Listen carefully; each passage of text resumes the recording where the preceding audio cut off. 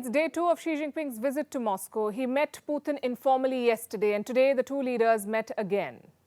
But the meeting was overshadowed by this.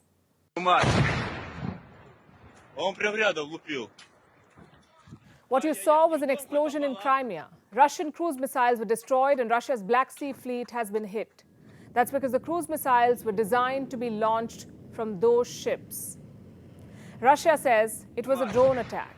Ukraine's defense ministry has confirmed the explosion, but it has not taken responsibility for the attack. If a Ukrainian hand is proven, it will be an escalation, a daring attack deep inside what is now Russian territory. And remember the timing of the strike. The Chinese president is in Russia. He has come with a peace plan. Xi Jinping presented the plan to Putin yesterday, and Putin said, "We are ready to talk."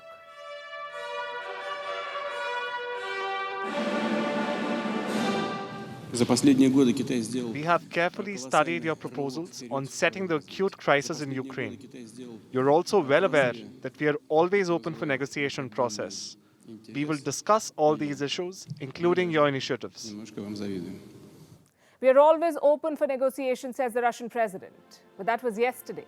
Will his tone change today after the Crimea explosion? Putin met Xi Jinping for formal talks, and as always, he spoke in riddles. It's obvious that President Putin and President Xi discussed Beijing's 12-point peace plan for Ukraine because they said they would discuss it. If you remember, Putin said so last night. I will not be giving any assessments. Let us wait for the statements from the media. Which brings us to Xi Jinping. What is his peace plan? And what does China want? For starters, Beijing is pushing for a ceasefire, followed by peace talks between both sides. Of course, that's something that China hopes to oversee. They've not said it on record so far, but if you go through the statements in the Chinese press, you get the picture. China has been talking about an end to hostilities and a ceasefire in Ukraine. But it's easier said than done. There are clear stumbling blocks for China here. First of all, Ukraine may not agree, because a ceasefire would mean loss of territory for them. It would be advantage Russia.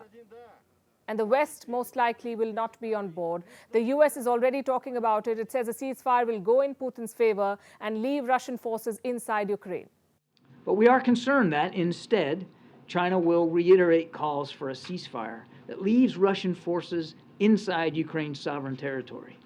Now, any ceasefire that does not address the removal of Russian forces from Ukraine would effectively ratify Russia's illegal conquests. The US thinks a ceasefire will help Putin buy time, that it will help Russian forces regroup and possibly launch a bigger offensive later. But all this is on expected lines. What's interesting, though, is the Ukrainian response.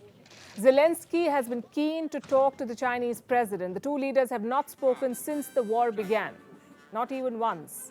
And reports say Xi Jinping may call up Zelensky soon. It could be a virtual meeting. The dates have not been announced formally, but there's a lot of buzz. The call may happen after Xi leaves Moscow.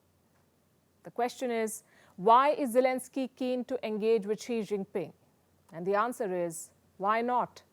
He has some compelling reasons, like Chinese money. It's a trap in the long run, but for a country battered by war, Chinese investment can help in rebuilding. Also, pushing China away comes with its own risks. Beijing could double down on its support to Russia. It could share more military aid, even lethal arms. So Zelensky might want to get a foot in that door, at least make himself heard. And it's not like he's very firm on principles. He's happy to do business with anyone who gives him money and arms. He's working with the Pakistanis, for God's sake. We'll talk about it. So China would be welcome.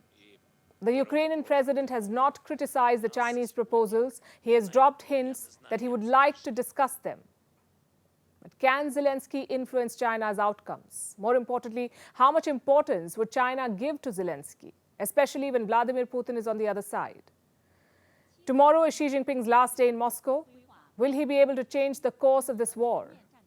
Can the dragon play peacemaker? As much as the world wants peace, I'm sure many are betting on him to fail.